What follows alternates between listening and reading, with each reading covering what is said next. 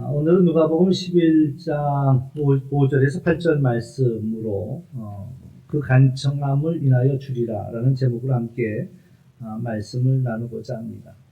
원래는 이제 11장 1절부터 13절 말씀이 오늘 우리에게 주어진 본문인데 이 말씀이 이제 같은 주제이면서도 조금 얘기가 달라서 혼돈스러울 것 같아서 줄여서 말씀을 전하고자 합니다. 예수님께서 하신 일 가운데 세 가지를 꼽아보라고 한다면 전 개인적으로 그런 것을 꼽습니다. 첫 번째는 이제 뭐니 해도 이제 십자가 사역이겠죠. 십자가 위에서 우리를 구원하신 그 일이고, 또 두 번째를 꼽는다 하면 두 번째는 제자들을 세웠다라고 이야기할 수가 있습니다. 12명의 제자들과 변변한 제자들은 아니었지만 그 제자를 세움으로 말미암아서 그 믿음이 오늘 우리에게까지 이어지고 있다라는 것이죠. 코로나19로 인하여서 사실 우리는 굉장히 심각한 타격을 입고 있습니다.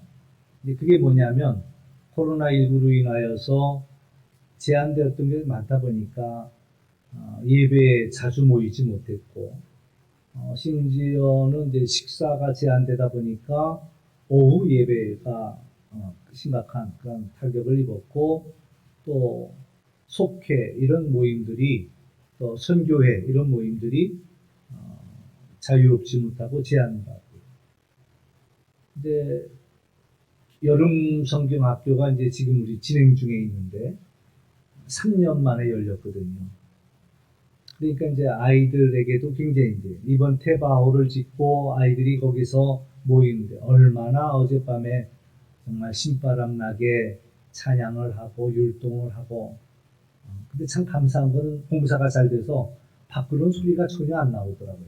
건물 안에 들어가면은 어제도 밤 9시까지 이렇게 막 하는데도 밖에서는 전혀 그 소리가 안 들려서 너무 감사합니다. 아이들이 마음껏 소리 질러도 또 막 힘껏 찬양해도 이제 민원에 시달리지 않을 수 있겠구나. 이게 너무나 감사한 거죠.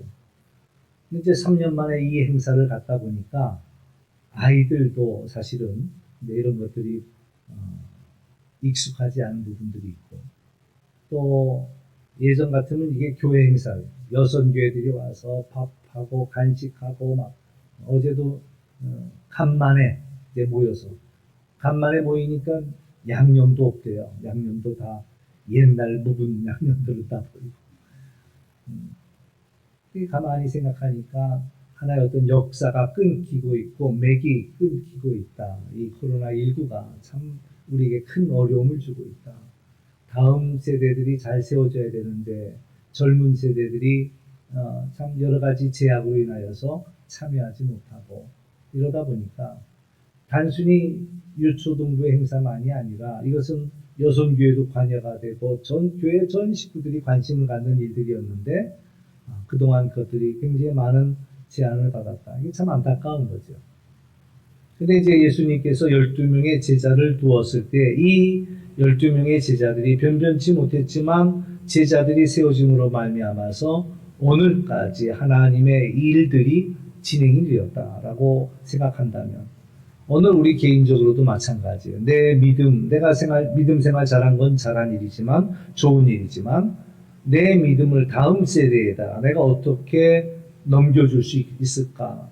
이게 이제 우리가 가지고 있는 또 하나의 과제라는, 우리 동성애 역사가 하나님께서 계속 우리 교회를 통해서 일하기를 원하실 때에 우리는 다음 세대를 세워가야 하는 그런 책임들이 있는데 이 어려움들이 있더라, 이런 이야기죠.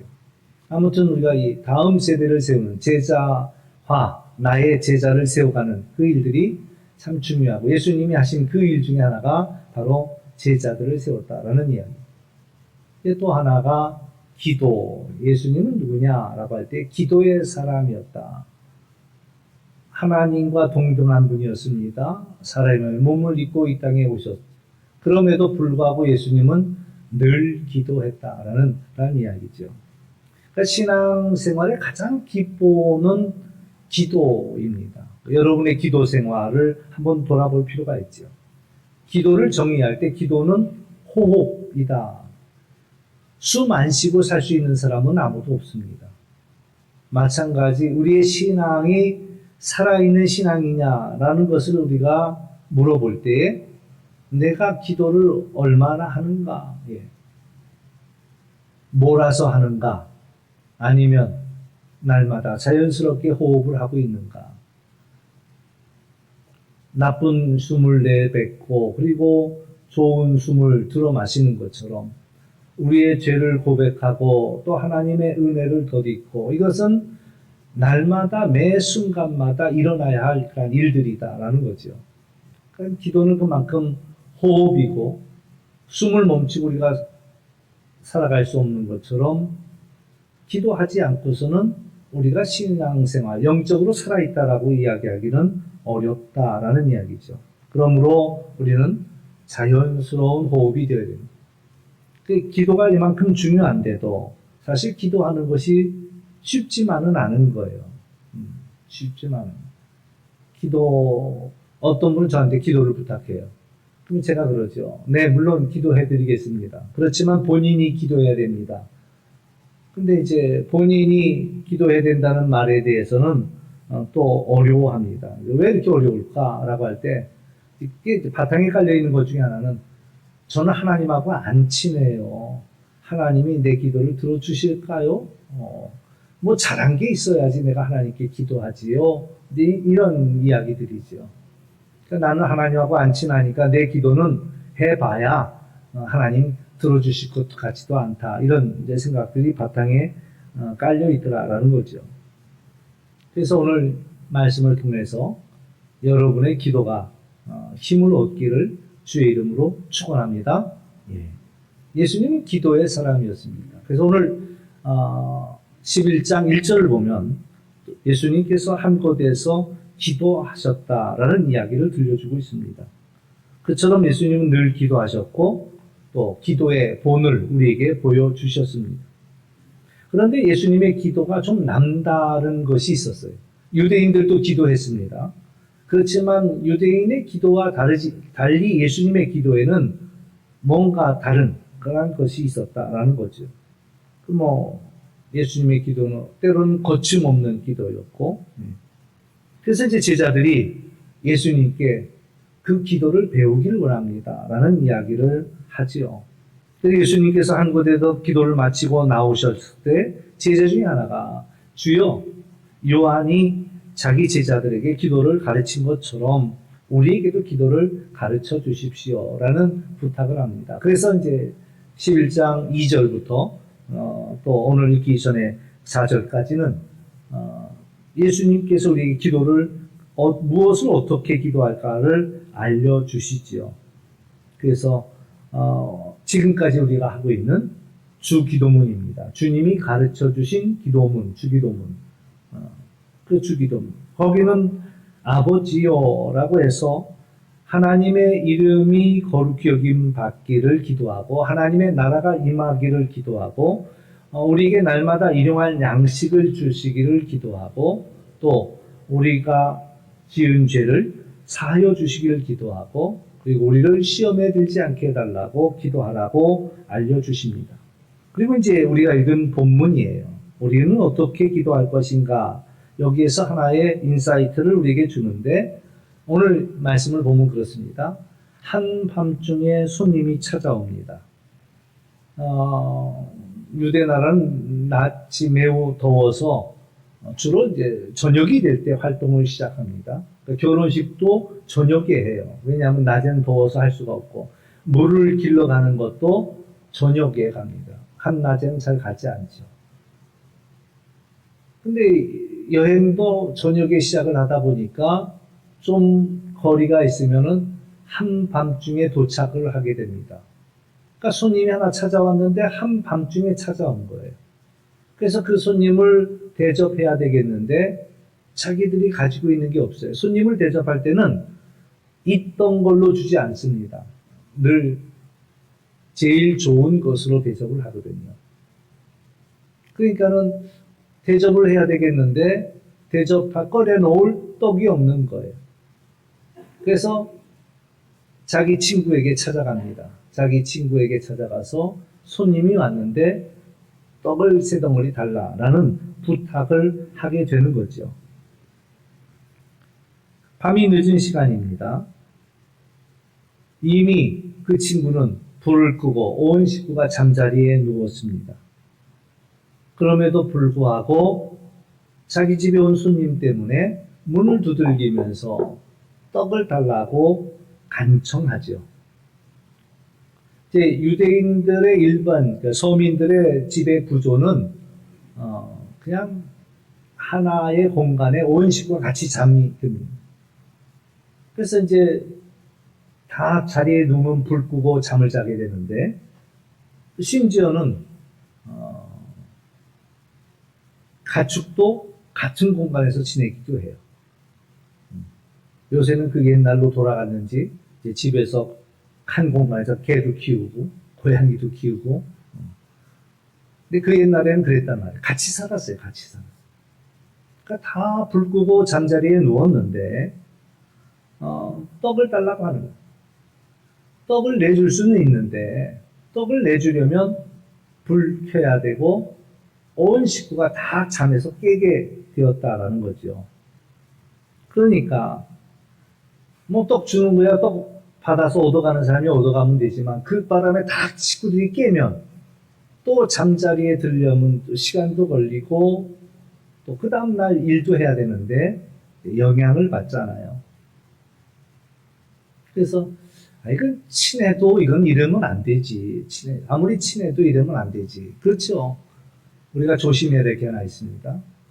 친한 사람일수록 또 예의도 필요하다라는 거예요. 친한 것이 무례해도 된다라는 말은 아니거든요.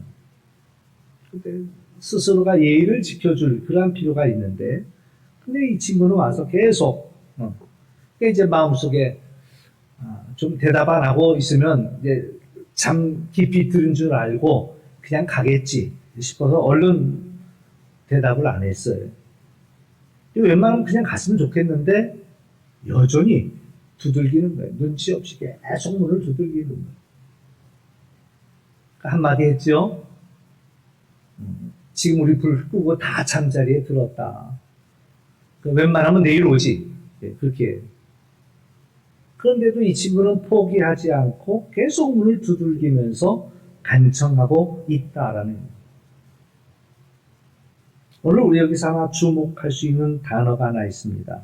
간청하다라는 그런 단어인데, 아나이데이안이라는 단어를 씁니다. 아나이데이안. 한번 따라서 해볼까요? 아나이데이안. 예, 아나이데이안. 이 아나이데이안은 간청하다라고 번역이 되어 있습니다만은 그것이 가지고 있는 본래적인 의미는 그렇습니다. 체면을 불구하고 간구하는 거예요. 체면을 불구하고 간구하고. 문자적으로는 고집 내지는 뻔뻔함, 파렴치함 이런 의미를 가지고 있습니다. 참 뻔뻔하다 말이야. 어떻게 이렇게 뻔뻔할 수가 있을까? 막 눈을 두들기니까 참 너무 뻔뻔한 거 아니야 이거?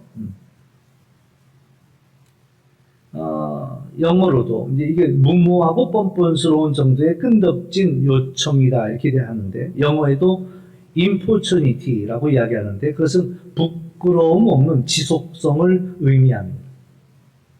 이제 가장 이해하기 쉬운 건 이거예요.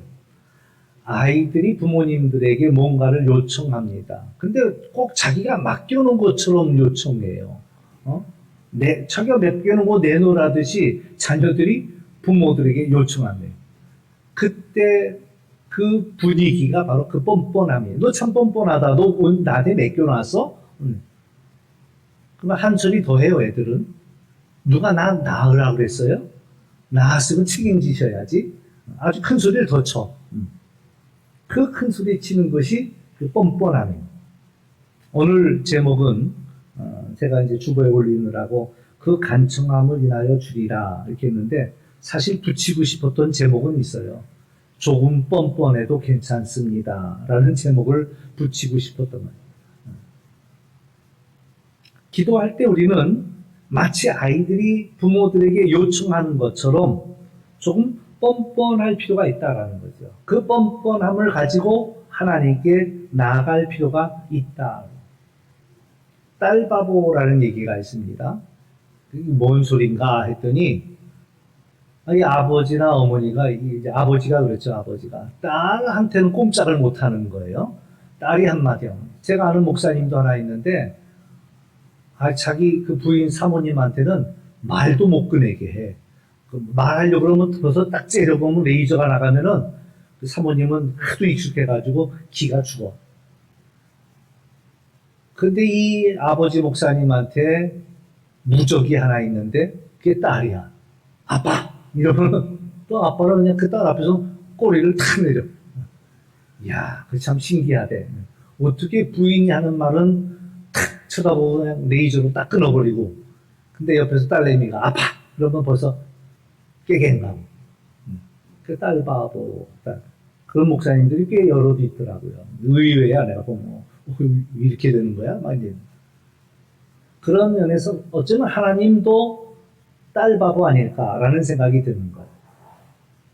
자녀들의 그러한 요청을 하나님께서는 그 뻔뻔한 요구에 응답하시는 하나님이시더라라는 것. 이 사람이 잠자리에 누운 친구에게 가서 뻔뻔하게 요구할 수 있는 것은 두 가지입니다. 하나는 바로 자녀로서 하나님께 요청하는 그런 자세인 것도 또 하나 있고 또 하나는 사실은 그래요. 나그네를 환대하도록 율법에서 가르치고 있습니다. 그래서 뭐라고 얘기하냐면 너희가 나그네였던 것을 기억하라는 거예요. 너희가 나그네였던 것을 기억해라. 그러니까 나그네가 찾아왔을 때는 환대를 해야 돼요. 환대. 적당히 대접하는 것도 아닙니다. 분에 넘치는 대접을 해주는 것을 환대라고 이야기하죠. 나는 받을 자격이 없는데 그러한 대접을 해줄 때 그게 환대예요. 그냥 적당히 대접해주면은 그건 뭐 성경에서는 환대하라는. 그러니까 아브라함도 길 가는 세 사람을 보고서는 일부러 자기 집으로 끌어들여요. 끌고 들어가서는 막 송아지를 잡습니다. 그 일을 위해서. 뭐 상상도 못하는 거죠. 뭐 있던 거 꺼내서 대접한다면 모를까.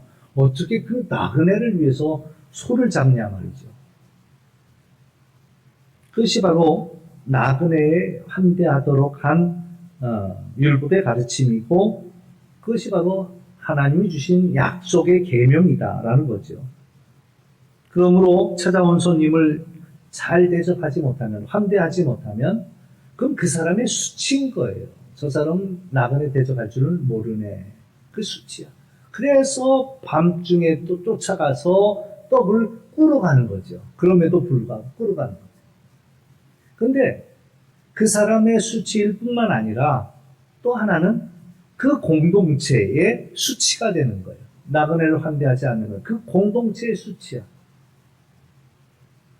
그러니까 이 사람은 우리 집에 손님 왔는데 대접해야 되니 당신 떡 내놔라. 떡 안 내놓으면 당신도 문제다. 이렇게 되는 거예요.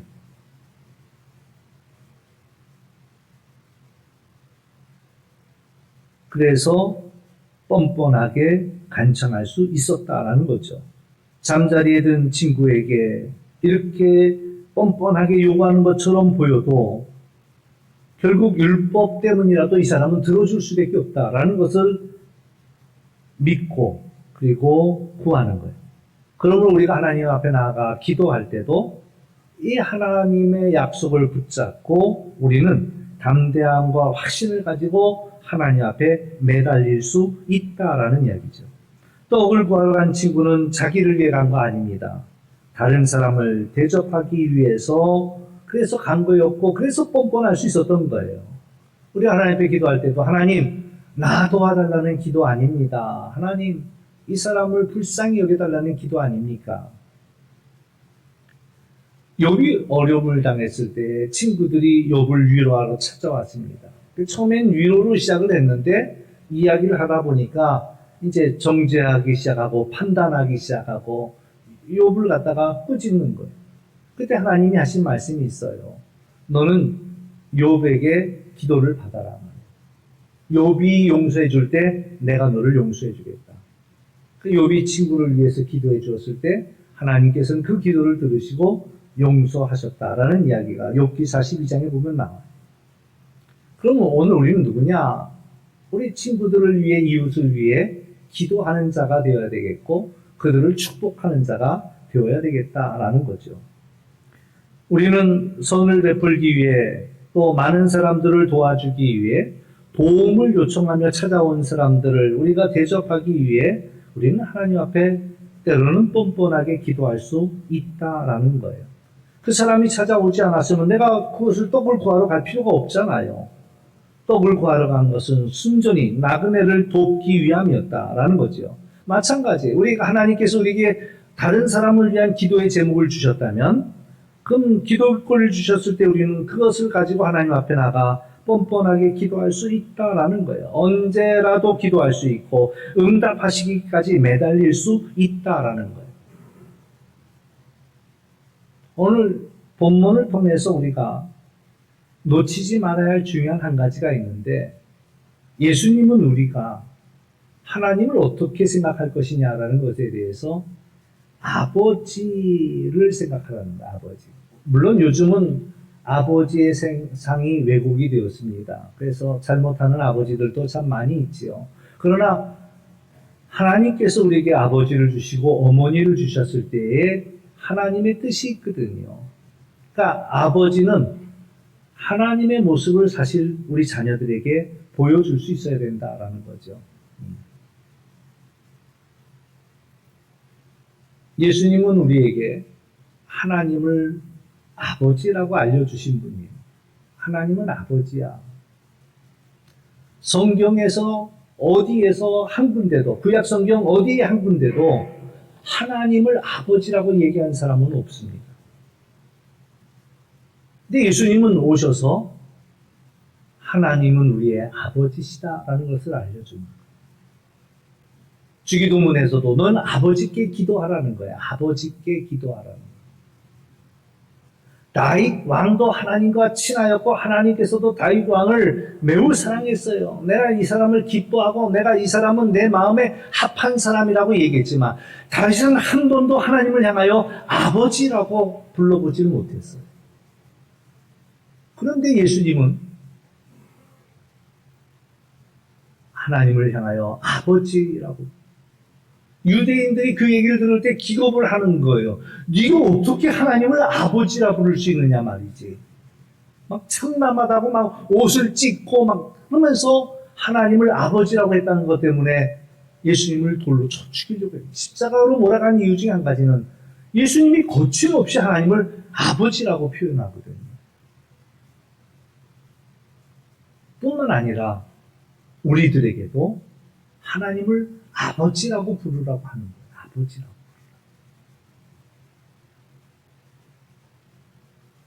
아주 파격적인 그런 가르침이죠. 유대인 그걸 소화해낼 수가 없는 이야기예요. 그러면서 우리로 하여금 아버지께 뻔뻔하게 요구하라는 거예요. 그러면 기꺼이 응답하시는 그런 하나님이시라고 우리에게 알려주고 있다라는 거지요.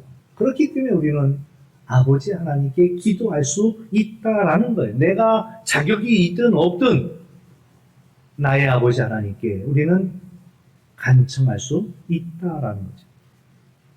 그래서 이어지는 본문 9절과 10절에서도 하나님은 약속하십니다. 구하라 찾으라 문을 두드리라.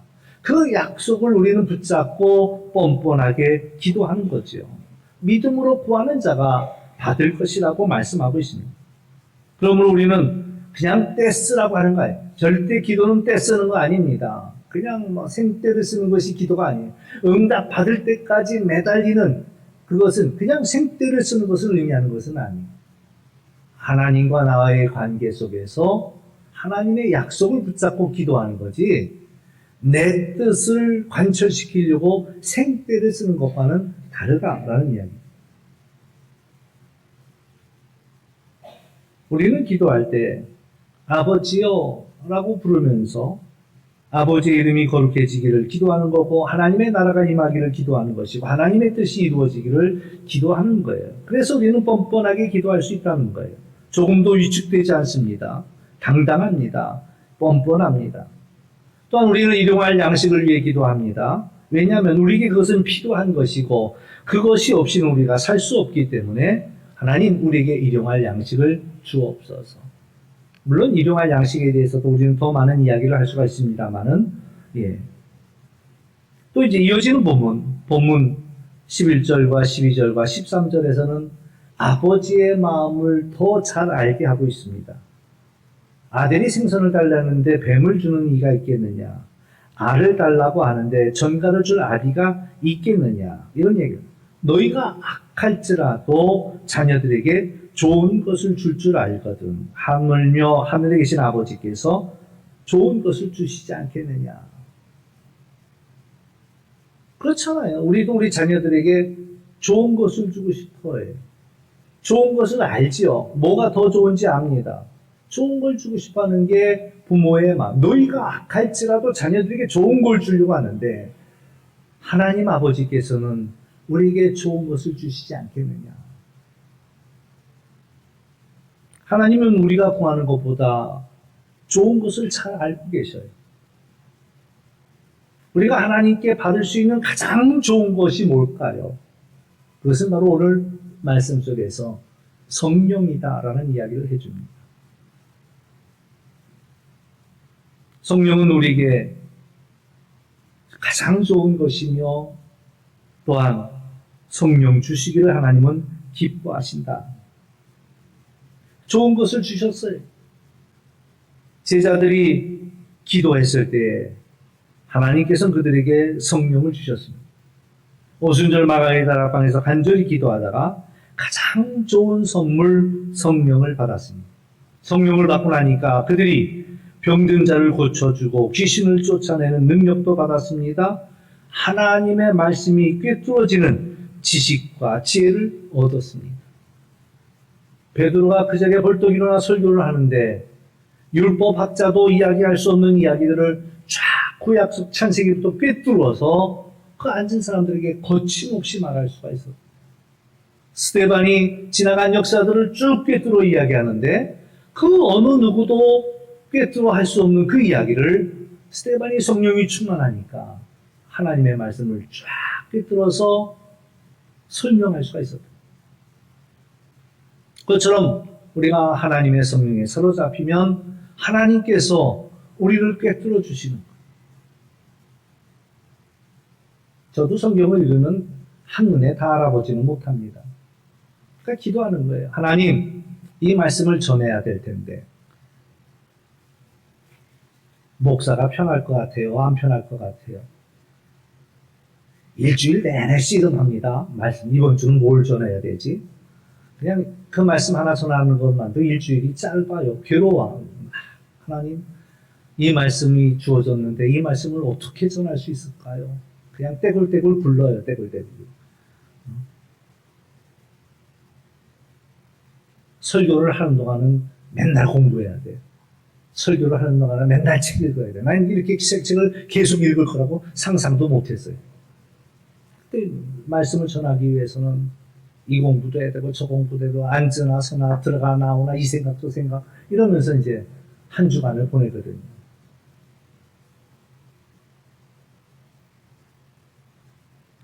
모를 때도 있어요. 도대체 이 말씀을 나도를 뭘 전하지? 모르죠. 어떨 때는 나도 모르는 말씀이기도 하고 어떨 때는 나보다 다른 분들이 더 많이 알고 있는 말씀이기도 하고 다 알고 있는 말씀 전하려면 그건 더 어려워요. 더 어려워. 다 아는데 그런데도 전해야 되니까 얼마나 어렵겠어요.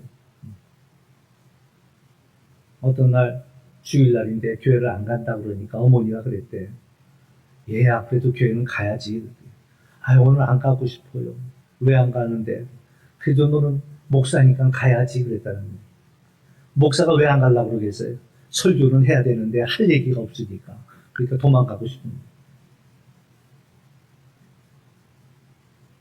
그럼 기도하는 거예요. 하나님, 이 말씀을 전해야 될 텐데 어떻게 전해야 될까요?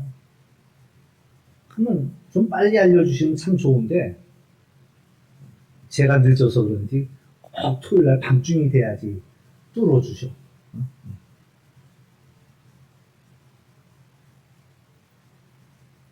저도 하나님의 은혜를 구해야 돼요. 성령의 그 지혜를 구해야 돼요. 마찬가지예요. 여러분들도 성경을 읽다 보면은 하얀 건 종이인 거 틀림없고 까만 게 글씨인 건 틀림없고 한국말로 적혀 있는 건 틀림없고 근데 읽어도 이게 뭔 얘기인지 모를 때가 있잖아요. 빌립이라는 사람이 마차를 타고 가면서도 성경을 읽어요. 읽기는 열심히 읽는데 빌립이 다가서서 지금 열심히 읽는 거 그거 뭔 내용인지 아냐 그랬더니 모르겠다는 거예요. 읽기는 읽는데 모르겠다는 거예요. 누가 알려주는 사람이 있어야지 알아듣지요. 그러니까 빌립이 쭉 설명을 해주잖아요. 참 신기해. 읽어도 알아듣기 어려운 게 성경이고 그럴 때 성령께서 그것을 설명해 줘야지. 성령께서 그것을 꿰뚫어 주셔야지 그 말씀이 내 가슴 속에 파고 들어오더라라는 거지. 베드로가 성령을 받았습니다. 스데반이 성령을 받았습니다. 성령이 그렇게 우리에게 좋은 거예요. 죽인다 해도 이제 더 이상 두렵지 않습니다. 베드로도 죽음 앞에서는 내가 예수님을 모른다라고 얘기했던 그 베드로가 이제는 죽어도 괜찮은 거예요. 죽어도 두렵지 않은 거예요. 죽이려면 죽일 테라. 그러면서 예수님을 전하는 자가 되었고 상상도 못할 좋은 것들을 어떻게 보면 이 성령은 종합 선물 세트예요. 그들이 하나님 앞에 기도했을 때 하나님께서 가장 좋은 것 성령을 그들에게 주셨다. 성령은 우리로 하여금 마땅히 구할 바를 알게 하십니다. 더 깊은 은혜를 구하도록 우리를 도와주십니다. 그러니까 중요한 것은 그렇습니다. 오늘 우리는 아버지를 아는 만큼 요구할 수 있다. 아버지를 아는 만큼. 그래요. 여러분들은 여러분의 아버지를 생각할 때 여러분의 아버지를 어떻게 생각해요? 어떤 친구는 아버지한테 막 생떼를 쓰는 친구가 있어요. 근데 어떤 친구는 아버지 앞에 가서 말도 못하는 친구가 있어요. 아버지가 너무 어려우니까. 제 친구는 보니까 막 아버지 등을 막 발로 밟고 뛰어 올라가더라고요. 근데 기절을 했어요. 야, 그래도 돼? 그랬더니 괜찮아. 우리 아버지는 괜찮아. 내가 아버지를 아는 것만큼 요구할 수가 있어요. 예를 들어 돈을 빌리러 갈 때, 저 친구한테 내가 얼마를 빌릴 수가 있을까? 이 생각을 하지 않겠어요? 뭐 나는 돈이 한 1억은 필요한데, 저 친구한테 1억 빌려달라 그러면 빌려주겠나? 저 친구는 한 100만 원 얘기하면 아마 100만 원 정도 빌려줄 거야. 그러면 거기 가서 1억 빌려달라 소리 안 하죠. 그냥 100만 원만 빌려달라고 그래. 왜? 그 사람은 나한테 100만 원, 100만 원 빌려줄 것 같으니까. 이 친구한테 어려운 얘기하면 이 친구가 빌려줄까? 그래, 이 친구는 한 1,000만 원은 빌려줄 수 있을 거야. 그러면 이제 1,000만 원을 얘기하죠. 1,000만 원만 달라고 그러면. 그 뭐겠어요? 그 사람과의 관계 속에서 내가 알고 있는 그이는 내가 100만 원을 요구하면 100만 원 빌려줄 거야. 그렇지만 그 이상을 요구하면 빌려주지 않을 거야. 라는 것을 알고 있기 때문에 그 아는 만큼 부탁을 하는 거예요. 우리 기도도 마찬가지예요. 하나님께 기도하는 것도 내 믿음만큼 하나님을 아는 만큼 내가 이런 걸 기도해도 하나님이 내 기도를 들으실까? 내가 기도해도 하나님은 내 기도를 응답하실까? 내 믿음만큼 하나님을 구하는 거예요. 하나님이 우리를 얼마나 사랑하시는지. 그래서 우리를 사랑은 아들이라고 불러주실 때에 우리는 아버지를 부를 수 있는 거죠. 그러면 우리는 조금 뻔뻔해질 수 있다라는 이야기예요. 원하기는 하나님께 좀 뻔뻔하게 기도할 수 있기를 주의 이름으로 축원합니다. 아직도 뻔뻔해질 준비가 안 되죠. 하나님이 좋아할까요? 싫어할까요? 우리가 뻔뻔하게 기도하면 하나님이 좋아할까 싫어할까? 여러분의 자녀가 여러분한테 부탁을 하는데 뻔뻔하게 요구하는 게 보기 좋을까요? 아버지 안 도와주셔도 돼요. 알 것도 없어요. 이걸 좋아할까? 뭘 좋아할 것 같아요? 내가 다 알아서 할게. 아버지 신경 쓸 거 없어요. 이걸 좋아하실까? 아니면 이놈 봐라. 참 뻔뻔하네. 이걸 좋아할까? 우리가 아버지의 마음을 헤아려 볼 필요가 있다. 뻔뻔해지시길 주의 이름으로 축원합니다. 쬐끔 나기 시작.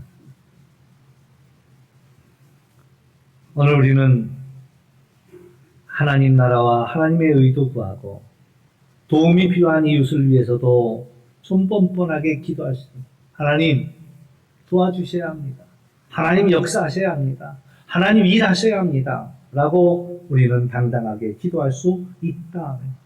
무엇보다도 하나님 우리에게 성령을 주옵소서 기도할 수 있는 그런 우리 모두가 될 수 있기를 주의 이름으로 축원합니다.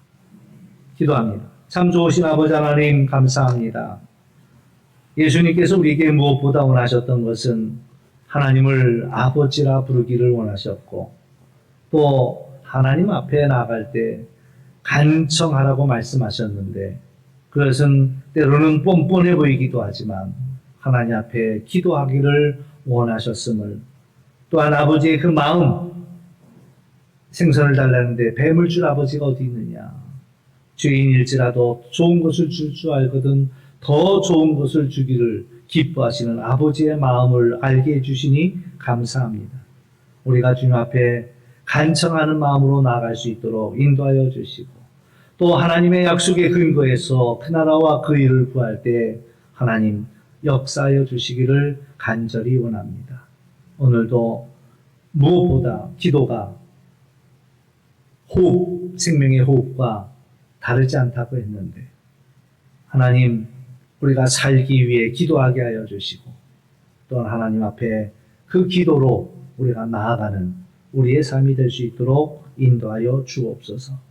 우리에게 가장 좋은 성령을 허락하여 주옵소서. 감사하며 예수님의 이름으로 기도하옵나이다. 아멘.